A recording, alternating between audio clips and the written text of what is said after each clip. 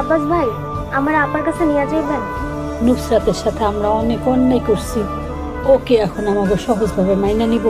চাচি, আপা কোনোদিন আমাদের ঘৃণা করতে পারে না। আপা কোন পরিস্থিতির চাপে এই বিয়াটা করছে সেটাও আপনারা জানেন না। জানলে কখনো আপনারা আপার এভাবে দূরে ঠেলে দিতে পারতেন না। আপা আমাদের পরিবারের ভালোর জন্যই শিপন ভাইরে বিয়ে করার জন্য রাজি হয়েছিল। আপা যদি তখন শিপন ভাইরে বিয়ে না করতো, হয়তো আমরা এই গ্রামেই থাকতে পারতাম না। নিগা ঠিকই বলছে।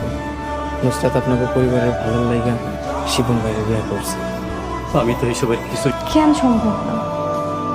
তোমার জীবনের 3 ভাগের 2 ভাগই বাকি রয়েছে, আর সমাজ কিংবা ধর্মীয়ভাবে কোনো বাধা নাই। এমন কথা কইন না। আপনি স্যার আর আমার কে আছে কোন? আমাদের সাইডে জোর কথা চিন্তাও করেন না। কিন্তু যারে নিজের ছোট বোনের মতো ভালোবাসি, সে আব্বা সব সময় যায় নামাজে তারা আপনার জন্য আর আম্মার জন্য দোয়া করছি। আল্লাহ যেন আমার আব্বা আম্মার 100 বছর হায়াত দান করে। রাগের বসে তোর আমি 2টা বছর অনেক দূরে রাখছি, তুই আমারে মাফ করে দে মা।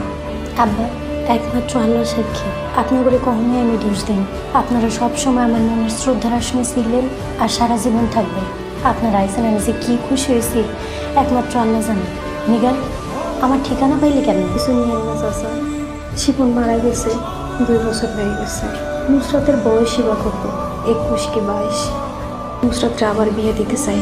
এটা তো খুব ভালো কথা মা, কিন্তু ছেলেকে নাম কি আর কি করে ছেলে? চাচা, ছেলেরা আপনি খুব ভালোভাবে সবচেয়ে বড় কথা, ছেলে নুসরাতকে খুব ভালোবাসে। ছেলের নাম হলো আব্বাস।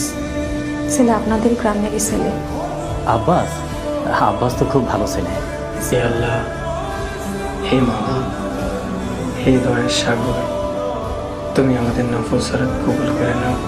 আমি তো আমরা যেন একজন আরেকজনের পাশে থাকতে পারি, সেই তৌফিক দান করুন। হে আল্লাহ, আপনার আদেশ নির্দেশ মেনে ইমানের সহিত সংসার করতে পারি, সেই তৌফিক দান করুন। আমার প্রিয় মানুষটাকে পেয়ে মহান আল্লাহ তাআলা রাব্বুল আলামিনের কাছে শুকরিয়া আদায় করছি। আমিও আমার মনের মানুষকে পেয়ে ধন্য। থেকে আপনি আমার অনুরোধে নামাজ আদায় করা শুরু করছেন, যেই দিন থেকে আপনি আমার অনুরোধে পাপ কাজ থেকে বের হয়ে আসছেন, একটা সুন্দর জীবন বেছে নিচ্ছেন।